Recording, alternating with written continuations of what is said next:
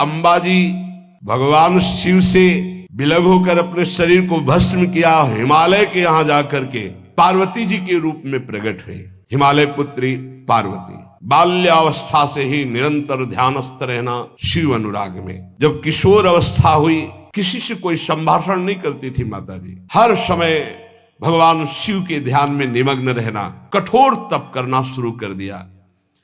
जो बिल्व पत्र सूख कर गिर जाते थे, माता जी उसको अपने मुख में रख करके पा लेती। एक बिल्व पत्र, अपर्णा, शरीर सूखने लगा। माता जी का नाम अपर्णा। भारी तपस्या। भगवान शंकर को एकदम बोध हुआ कि सती का जन्म पार्वती के रूप में हिमालय के यहां हो चुका है और वो हमारे लिए कठिन तपस्या कर रही है। तो सप्त ऋषियों को बुलाया और उनसे कहा कि जाओ इनके प्रेम की परीक्षा लो। जानते हैं, सब कुछ जानते हुए भी ये होता है। जैसे लोग कहते हैं भगवान जानते हैं अपने भक्त को, तो परीक्षा क्यों लेते हैं? तो पढ़ाया तो टीचर ने ही है, तो सालाना परीक्षा तो होगी ही कि तुम क्या पढ़े हो। ऐसे ही तुम्हारे प्रेम की परीक्षा होगी। तुम हरि को चाहते हो या हरि की रची हुई माया को? हरि की हुई रची हुई माया में आकर्षित हो गए तो 0 आ जाएगा। और हरि की तरफ देखते रहे, माया से बच गए तो नंबर आ जाएंगे। 100 के 100 आते हैं यहाँ, 98 96 नहीं आते। 2 ही चैप्टर हैं, हरि पसंद कर रहे हो या हरि की माया। हर भक्त के सामने आता है, तो प्रायः लड्डू ही खाने को मिलता है। बचता वही है जो मामे वे प्रपद्यन्ते माया में ताम तरंति थे। केवल हरि। पार्वती पहि जाई तुम प्रेम परीक्षा लेहु, गिरिहि पेरि पठयहु भवन दूरी करेहु संदेहु। हे सप्तऋषियों, जाओ, हमारी आज्ञा है। पार्वती की प्रेम की परीक्षा लो, यदि पास हो जाएं तो उनको तपस्या से निवृत्त करो। बोलो महादेव जी प्राप्त हो जाएंगे। जाओ भवन को चली जाओ, तपस्या की आवश्यकता नहीं। ऋषियों ने जाकर के पार्वती जी को देखा, मानो मूर्तिमान तपस्या विराजमान हो, अस्थिमात्र हुए रहे शरीर, सूखे पत्ते बिल्व के। मुनि बोले, हिमांचल नंदिनी, इतना कठोर क्या प्राप्त करना चाहती हो? किसकी आराधना कर रहे हो? तुम्हारा लक्ष्य क्या है? यदि हम सुनने के अधिकारी हों तो आप कृपा करके बता सकती हैं। पार्वती जी ने कहा, मन बड़ा सकुचाता है आपसे बताने में। आप लोग कहीं मेरी हंसी ना उड़ा दें जो मेरा लक्ष्य है। मैंने भी बहुत सिखाने की कोशिश की, लेकिन मेरा मन नहीं मान रहा, हठ पकड़ लिया है। क्योंकि मेरे गुरुदेव ने मुझे जो आकर के बचपन में बता दिया, मैं वही हृदय से स्वीकार कर ली। मनु हठ परा सुनई न सिखावा, चहत बारी पर भीति उठावा। नारद कहा सत्य सुई जाना, बिनु पंखन हम चाहि उड़ाना। मुनियों, वैसे आप भी हंस दोगे। ऐसा लगता है जैसे हम भारी प्रबल धारा में बालू का बांध बनाना चाहती हैं। कहां भगवान शिव और कहां मैं?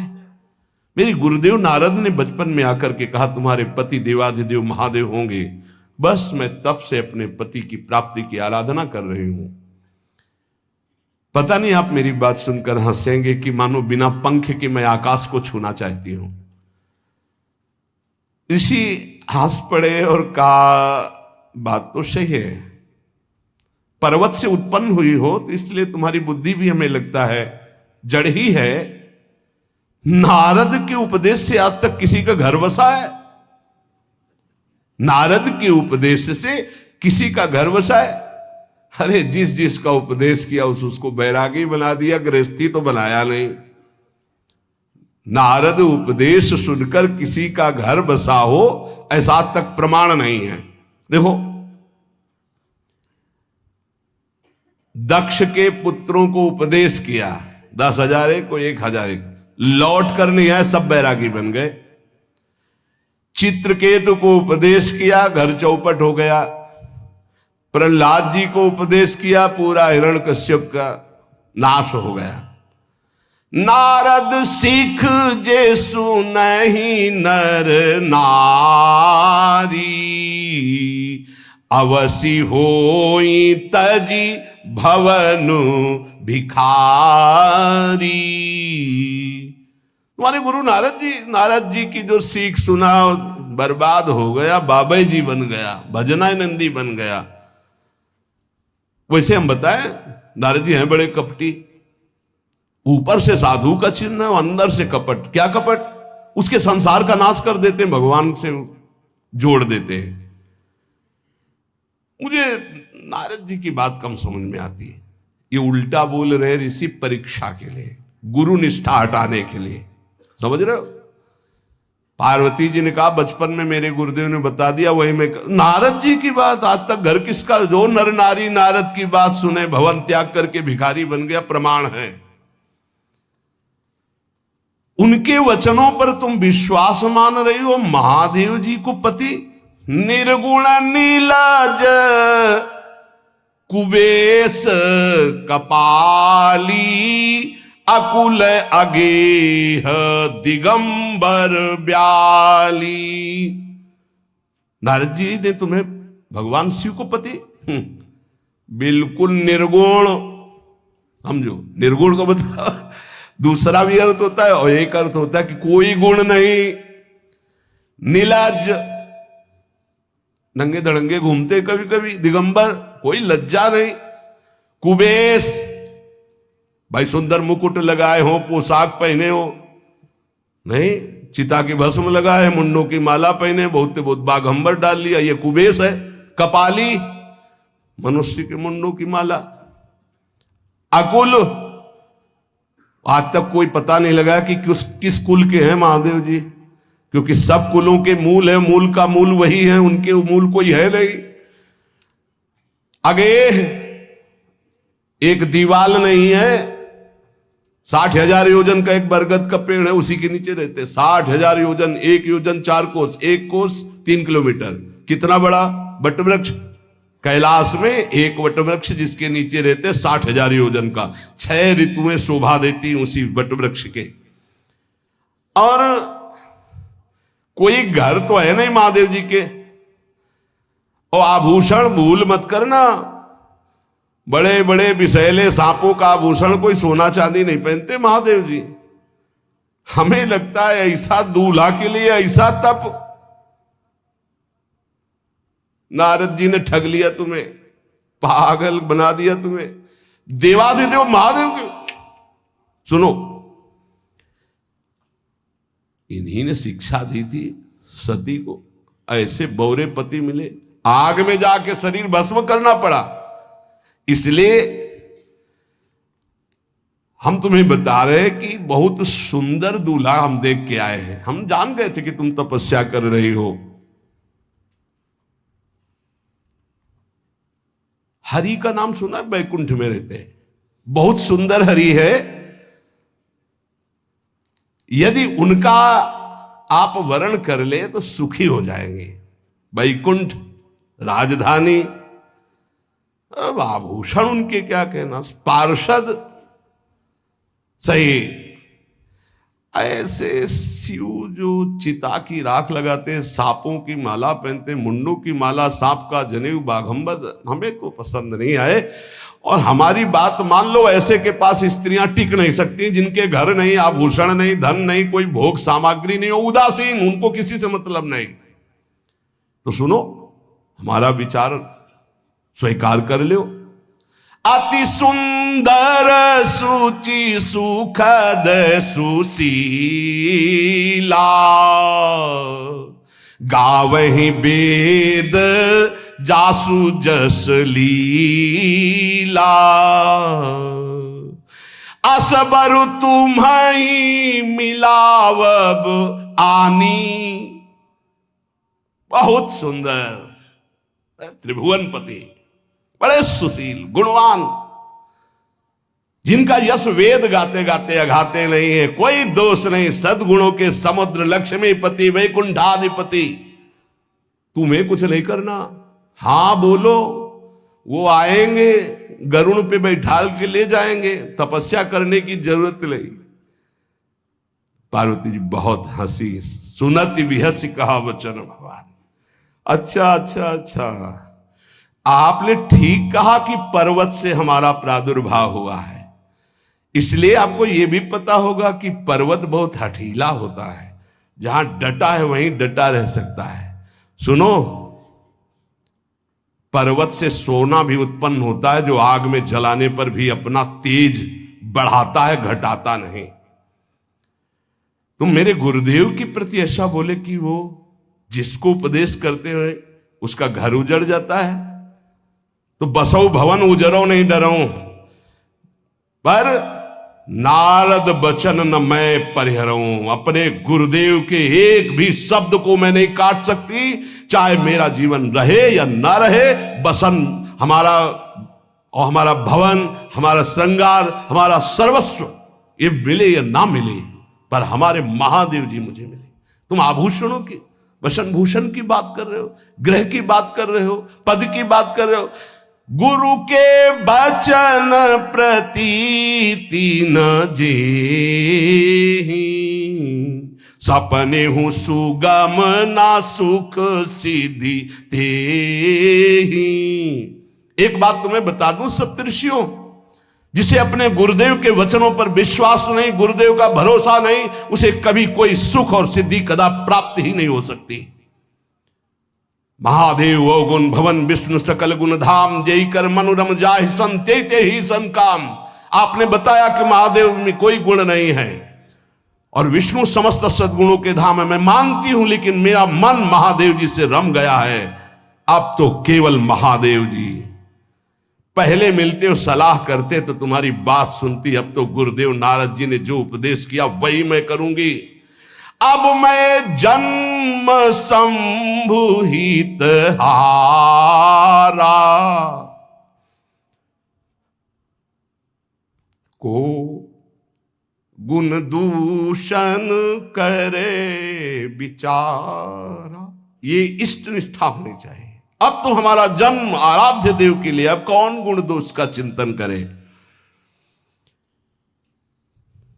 जन्म कोटि लग रगर हमारी, बरऊं शंभुनता रहूं कुमारी। करोड़ जन्म लूंगी, अगर इस जन्म में महादेव जी ने मिले तो करोड़ जन्म लूंगी, हर जन्म तप करूंगी, पर हमारे प्रीतम होंगे महादेव, पति होंगे महादेव। तजऊ न नारद कर उपदेशु, आपु कहीं सत बार महेशु। हजार बार आकर के, सैकड़ों बार आकर महादेव जी भी कहें कि अपने गुरुदेव के वचन छोड़ दो, तो मैं अपने गुरुदेव के वचनों का त्याग करने वाली नहीं। आप जा सकते हैं, बहुत जगत में कुंवारी कन्याएं और कुंवारे वर हैं, उनका ब्याह करा दीजिए। मेरी तो केवल एक ही बात रहेगी, हर जन्म महादेव जी के लिए। समस्त सप्तऋषियों ने साष्टांग दंडवत की और कहा, जगदम्बा आप नित्य शिव की अर्धांगिनी, भगवान शिव ने ही मुझे भेजा था आपकी परीक्षा के लिए। जाओ, भगवान शिव सब जान रहे हैं, ब्याह पक्का, अब आपको तप करने की जरूरत नहीं है। तुम माया भगवान शिव, सकल जगत पितुमात, नाई चरण सिर मुनि चले, पुनि पुनि हर्षत गात। प्रणाम करके सप्तऋषि गए, हिमांचल से कहा, सादर अपनी कन्या को लिवा लाओ और ब्याह की तैयारियां शुरू करो। महादेव जी ब्याह के लिए पहले से ही राजी हैं और समस्त देवता ब्रह्मा जी आदि उनके पास जा रहे प्रार्थना करने के लिए। इधर जब पार्वती जी को लेकर हिमालय अपने घर पे आते हैं, तब भगवान विष्णु, समस्त देवता, ब्रह्मा जी कैलाश पहुंचे, जहां भगवान शिव विराजमान थे। सबने स्तवन किया और कहा, प्रभु बहुत दिन से एक लालसा है, सकल सुरन के हृदय शंकर परम उछाहु, निज नैनन देखा चाहे नाथ तुम्हार विवाह। भगवान विष्णु ब्रह्मा जी समस्त देवताओं ने कहा प्रभु हम सबके मन में एक उत्साह है, आप दूल्हा हो हम सब बराती हो, आपका विवाह देखना चाहते हैं। प्रभु ये उत्सव देख ले तो हमारा जीवन सार्थक हो गया, आप हां बोलो। कामदेव के मद को चूर करने वाले आपको दूल्हा रूप में देखना चाहते हैं हम सब। स्वामी का स्वभाव होता है सेवक को सुख देना। पार्वती जी ने अपार तप किया है आपके लिए, आप उनको अंगीकार कीजिए। भगवान विष्णु ब्रह्मा जी की प्रार्थना सुन करके भगवान शिव जी ने कहा तथास्तु, ठीक है ब्याह पक्का। देवताओं ने नगाड़े बजाए, फूलों की वर्षा होने लगी, देवाधिदेव महादेव की जय के नारे कैलाश में गूंजने लगे। सप्तऋषि भगवान शिव के पास आए, कहा प्रभु बड़ी अनन्य है पार्वती जी आपकी, अखंड प्रेम है। हमने बड़ा छल करके उपदेश किया, लेकिन उन्होंने कहा कि मैं नारद जी का उपदेश नहीं त्याग सकती, करोड़ों जन्म लूंगी और हर जन्म महादेव जी के लिए। भगवान शिव जी की आंतरिक वृत्ति जो पार्वती जी की प्रीति की है उसे कोई नहीं जानता। बहुत विरह में रहे, ऐसा न समझे कि देवाधिदेव महादेव जी परम उदासीन है, नहीं। सती जी के वियोग में बड़ी विचित्र दशा महादेव जी की हुई थी। सप्तऋषि फिर गए पार्वती जी के पास और कहा अभी बीच में घटना घट गई, कामदेव गया था महादेव जी की समाधि को भंग किया तो महादेव जी ने कामदेव को भस्म कर दिया, तो अब ब्याह का मतलब क्या रह गया। भवानी ने कहा तो तुम क्या अभी तक भगवान शिव को कामयुक्त देखते थे क्या? क्या तुम समझते हो तुम्हारे जान काम अब जा रहा, अरे अब लग शंभु रहे सबिकारा। तुम्हारी नजर में अभी तक भगवान भिखारी थे और अब काम को भस्म किया है। अरे हमने भगवान शिव की आराधना की, हमरे जानी सदा शिव जोगी, अज अनवद्य अकामो अभोगी। मैंने तो शिव को सदा ही योग संपन्न ब्रह्मबोध देखा है। वचन और कर्म से मन से मैंने यदि भगवान शिव को अपना स्वामी माना है, योगी, अजन्मा, अनिंद्य, काम रहित, भोगहीन, तो निश्चित मुझे प्राप्त होंगे। भगवान शिव के पास फिर सप्तऋषि गए, बोले प्रभु गजब की निष्ठा है, केवल आपके प्रति प्रेम है। ब्रह्मा जी ने लगन रची, सप्तऋषियों को बुलाया और कहा ब्याह दोनों तरफ, ये लड़की पक्ष की लगन, ये वर पक्ष की लगन।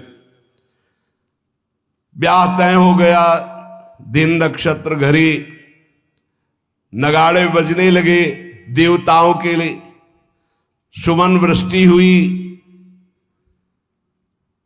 ब्रह्मा जी ने सबको बुलाया, हिमालय ने सबको निमंत्रण दिया, बड़े बड़े पर्वत भेंट लेके आ रहे हैं, बड़े बड़े रसनिधि समुद्र भेंट लेकर के आ रहे हैं।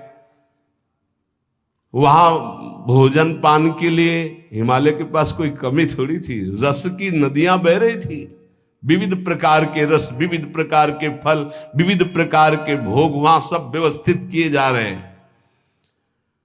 ब्रह्मा जी ने कहा देखो सबसे पहले नारायण की समाज रहेगी, दूल्हे की नहीं रहेगी, नहीं तो गाली ही पड़ेगी। हिमालय के यहां प्रवेश पाने के लिए बरातियों में सबसे पहले नारायण, फिर देवराज इंद्र का परिकर, वायु देवता, अग्नि देवता, सबसे पीछे दूल्हा की बारात। बात तय हो गई। ऐसे ऐसे सब लगे संवारन सकल सुर, वाहन विविध विमान, हो ही सगुन मंगल सुबद, करहि अप्सरा गान। सब अपने अपने वैभव संपन्न सब तैयार हो रहे हैं। बोले महाराज दूल्हे को तैयार किया जाए। शिवहि शंभुगन करहि सिंगारा, जटा मुकुट अहि मोर संवारा। कुंडल कंकन पहिरे ब्याला, तन विभूति पट के हरि छाला। शशि ललाट सुंदर सिर गंगा, नयन तीन उपवीत भुजंगा। गरल कंठ उर नर सिर माला, अशिव वेश शिव धाम कृपाला। कर त्रिशूल अरु डमरु बिराजा, चले बसा चढ़ी बाजही बाजा। देखी शिवहि सुरत्रिय मुस्काही, बरलायक दुल्हनी जग नाही। दूल्हे की तैयारी हो रही भाई, चिता की भस्म, चिता की भस्म। जैसे पाउडर ले गए, पहले चिता की भस्म लगाई गई, अब जटाएं बांधी गई। जटा ऐसे त्रिभुवन का विनाश जब करना होता, जटा खोलकर जब तांडव करते तो कोई नहीं बचता। जटाकटा संभ्रमं भ्रमण निलंप निर्झरी, विलोलवी चिवल्लरी विराजमान मूर्धनि। धगत धगत धगत जो ललाट पट्ट पावके। तीसरा नेत्र मानो विश्व का विनाश करने के लिए उसे पटबंद किए हुए विशाल जटाएं। जटा का तो मुकुट सवारा गया, अब जटा बंध है काहे से? सांप, ये मुकुट सांप। और कुंडल करिया और भूरी भी थी। हाँ, सोने चांदी के लिए डंक मार दे तो बेहोश हो जाओ ऐसे।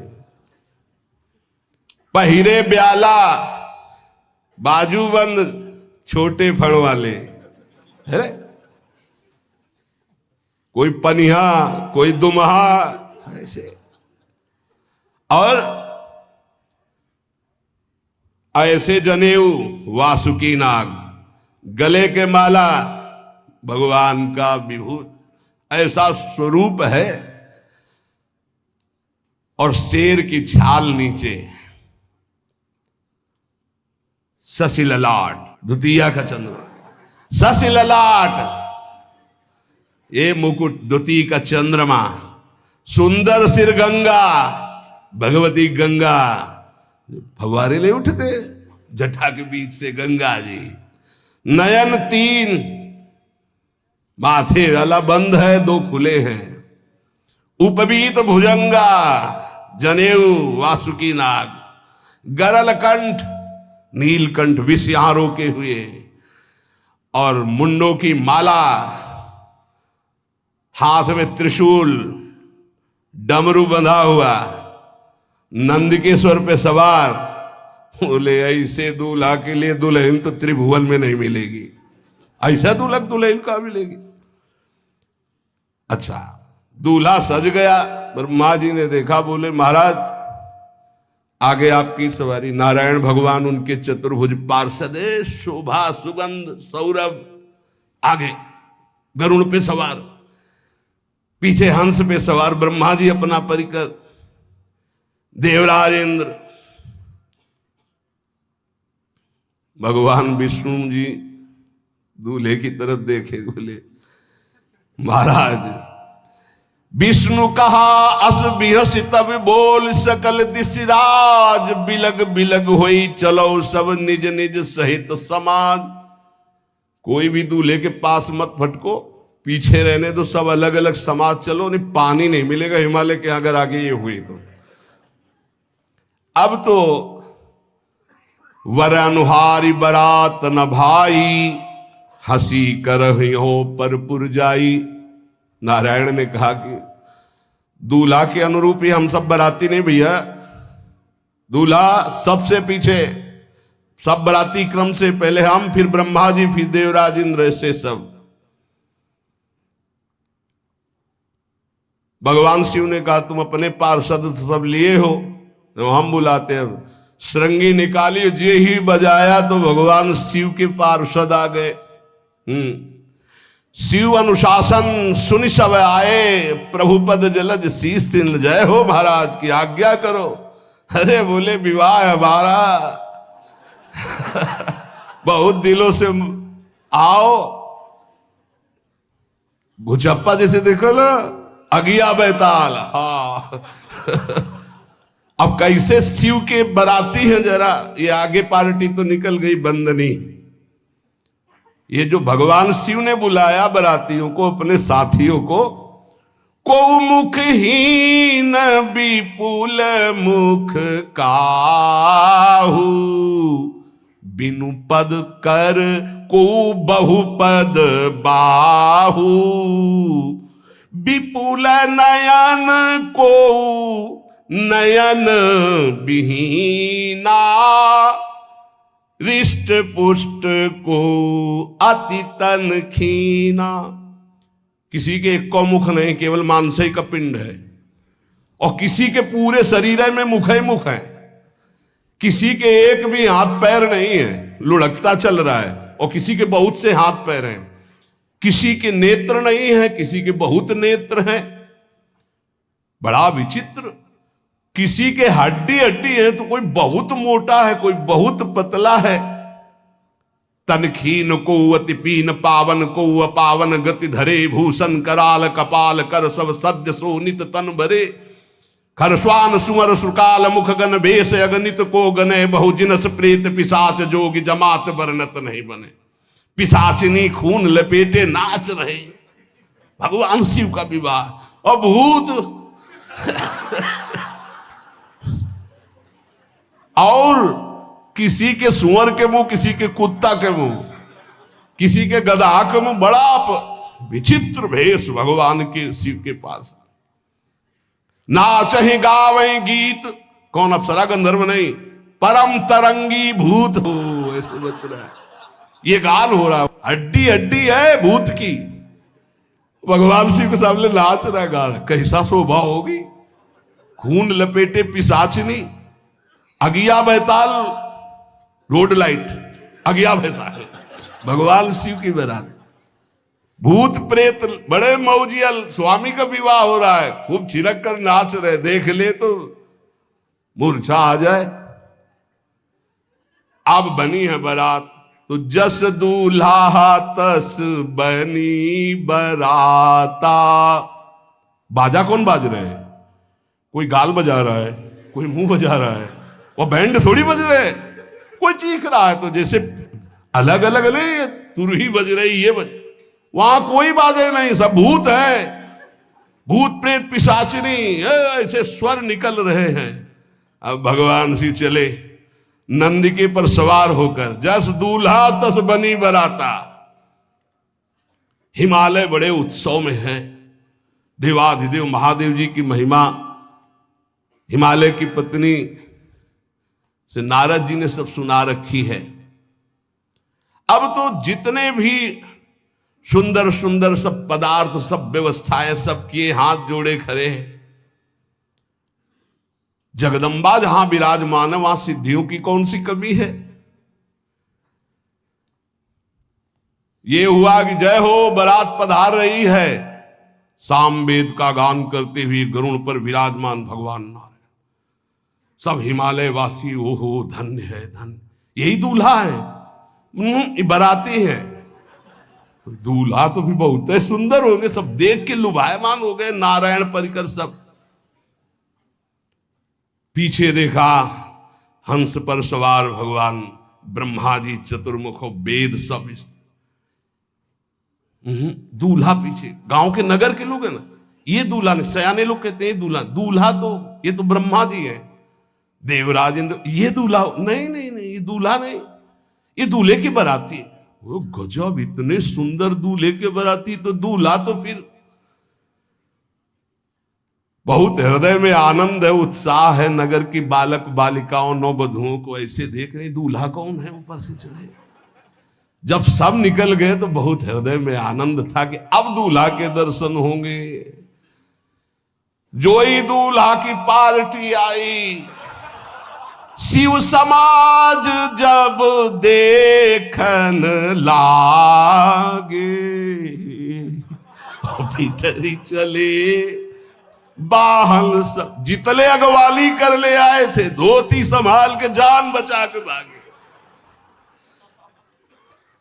जो बड़े बूढ़े थे, जो महिमा सुने थे, वो धरी धीरजू ताहा रहे सयाने, बड़ी हिम्मत करके रुके कि शिव हैं। लेकिन जो नौजवान बालिकाएं, बूढ़ी नौबहुएं, ये को वहां मंगलाचार में नहीं टिकी, सब अगवानी पे भाग पड़ी। धीरज धर करके बालक घर में पहुंचते, जवान पहुंचते, बहुएं क्या बात है, तुम लोग भयभीत क्यों हो गए, कोई घटना घटी क्या ब्याह में? कहीं काह कही जाई न बाता, ये जमकर धार की धो बरियाता। बरात है, यमराज की पूरी सेना आ गई है भैया। दूल्हा देखा कैसा, बोले बरु बौराह बसह असवारा, ब्याल कपाल विभूषण छारा। देखा है दूल्हा, बरु बौराह बावरा है। क्यों? बैल पे सवार है, सांप की माला पहने, भस्म चिता की लगाए, मुंडों की माला। अरे पूछो मत, ऐसा दूल्हा। दूल्हे के शरीर तन छार ब्याल कपाल भूषण नगन जटिल भयंकरा, संगभूत प्रेत पिशाच जोगिल बिकट मुख रजनी चरा। जी के लौट के बता रहे, भाग्य मनाओ जो जियत रहा है बरात देखत, पुण्य बढ़ते ही कर सही। जिंदा लौट आए, बड़े पुण्य समझो, जो बारात देख ले वो जिंदा रह जाए, बड़े भाग्य तिनके। देखी सो उमा विवाह घर घर बात सब लड़िकन। सबने कहा कि अगर दूल्हा को बाराती को देख के जिंदा रह जाए तो विवाह देख पावेगा, मतलब जिंदा नहीं रहेगा। जो बड़े बुजुर्ग थे वो समझा रहे हैं, देखो भगवान शिव हैं, ये उनकी समाज है। सबको वास दिलाया गया। अब आरती करने के लिए, सुमंगल गाने के लिए नवीन नवीन स्त्रियां पार्वती जी की माता के साथ आ रही हैं। मैना सोने की थाल है, बड़ा आनंद है। दूल्हा का प्रथम दर्शन और आरती लेके जे भी देखा दूल्हा को, यही दूल्हा है। हां, भारी रोष पैदा हुआ कि नारद जी ने बर्बाद कर दिया हमारा घर। हमारी बिटिया सूखे पत्ते खा के इसके लिए भजन करती रही।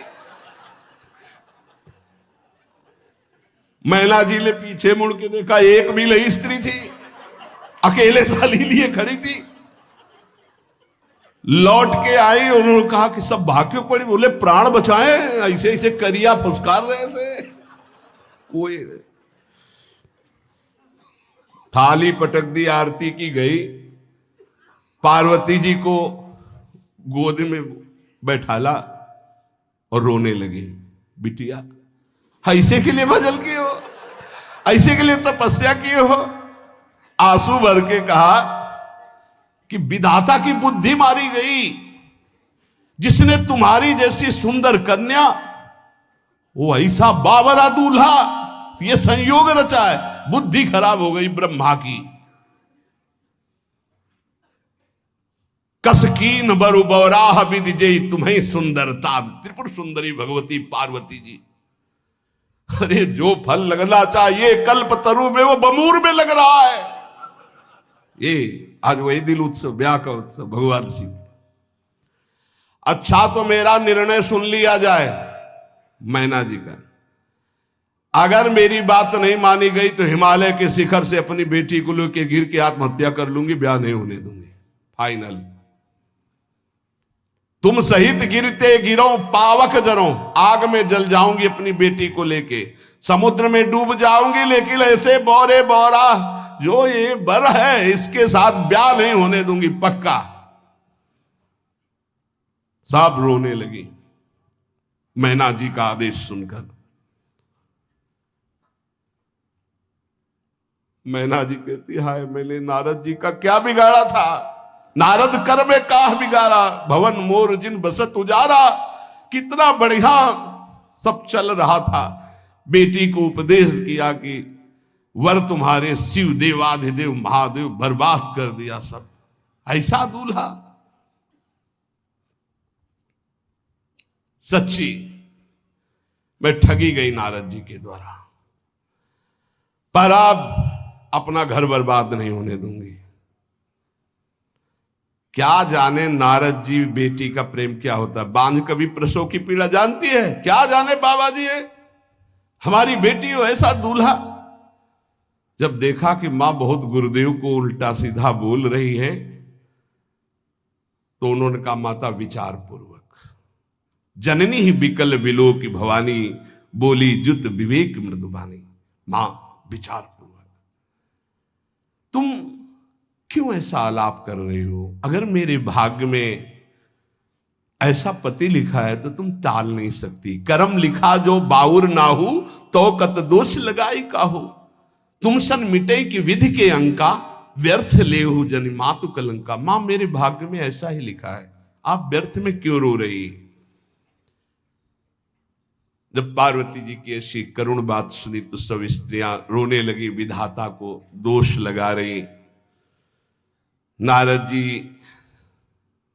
के पास हिमालय गए, बोले हम तो संभाल लेंगे, घर में सब गड़बड़ हो गया। अरे इनको समझाते कि ठीक से आते, कैसे आए हैं ये, जैसे विनाश कर ले आए हो।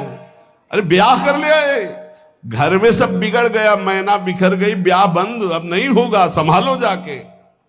नारद जी गए और जाकर के मैना को कहा, देखो ये इनका बाहरी रूप है, ये जो आपके यहां पार्वती के रूप में जन्मी, ये नित्य इनकी अर्धांगिनी सती है, जो यज्ञ भवन में शरीर छोड़ करके आपके यहां जन्मी, ये इनकी नित्य संगिनी है। आप ऐसा शोक मत कीजिए।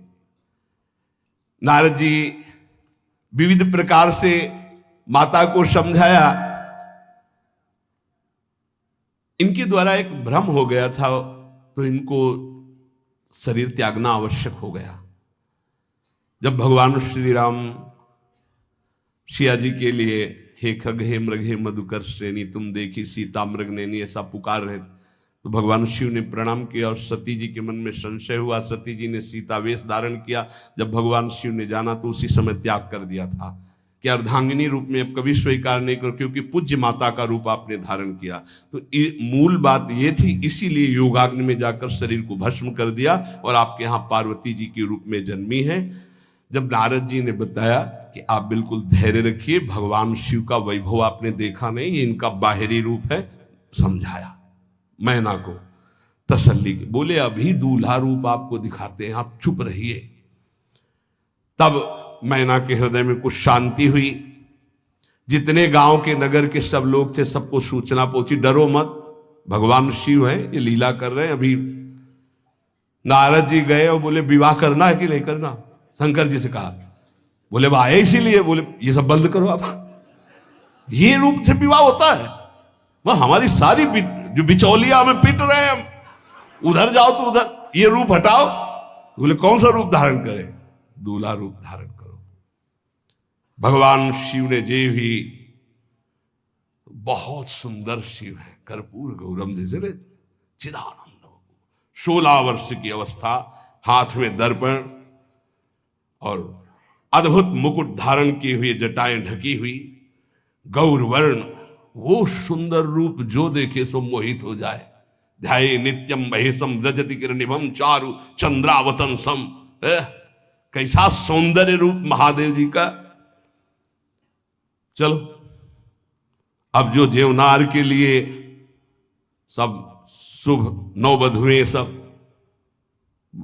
मैना जी को बुलाया, देखो दूल्हा आ रहे हैं, एक एक कदम ऐसे चल रहे, संभाल संभाल के जैसे चलना सीख रहे हो। तांडव करने वाले चरण है, पर नारद जी ने को अब नहीं, नव किशोर अवस्था, हाथ में दर्पण, वो सुंदर रूप भगवान शिव का, एक एक कदम बारात में जो देखे सो मोहित। मैना ने कहा हो अहो भाग्य, ऐसे दूल्हा बोले वही हैं जो नंदी पे सवार थे, इनके स्वरूप को जानना बड़ा कठिन है। अब जो सुंदर जीवनार हुई बरातियों के साथ भगवान शंकर की बड़े मधुर गीत गाए जा रहे हैं। मुनियों ने फिर हिमवान को लगन पत्रिका सुनाई। विवाह का ठीक समय देख करके समस्त देवता और वेद स्वयं मूर्तिमान होकर वेद उच्चारण कर रहे हैं। भगवान शिव का पाणी ग्रहण संस्कार हो रहा है। पार्वती जी जब श्रृंगार करके सभा में आई ब्याह मंडप पे, तो कोई ऐसा नहीं था जो देखकर मोहित ना हो गया हो। त्रिपुर सुंदरी अम्बा है, लेकिन सब ने उनके श्री चरणों में सर झुकाया, क्योंकि जगदात्मा महेश पुरारी, जगदम्बिका जानि भव भामा, सुरन मनन मन कीन प्रणाम। ऐसा सुंदर रूप अम्बा जी का त्रिपुर सुंदरी है।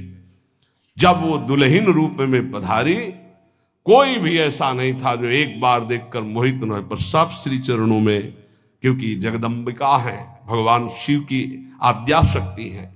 सुंदरता मर्जाद भवानी, जाय न कोटि बदन बखानी। करोड़ों मुखों से यदि वर्णन हो तो इस समय जो पार्वती जी का सुंदर रूप है, नव किशोरी और दुल्हन रूप, पार्श्व में बैठे अत्यंत सुकुमार, कपूर और चांदी की तरह गौर वर्ण, एकदम तेजोमय, विशाल नेत्र, स्वर्ण आदि के आभूषण, कहीं कोई एक बिच्छू सर्प कुछ नहीं, बिल्कुल नव किशोर राजकुमार स्वरूप भगवान शिव पार्वती का मन रूपी भौरा शिव जी के रूप को देखकर लुभायमान हो रहा है। आज्ञा भई ब्याह प्रारंभ हो।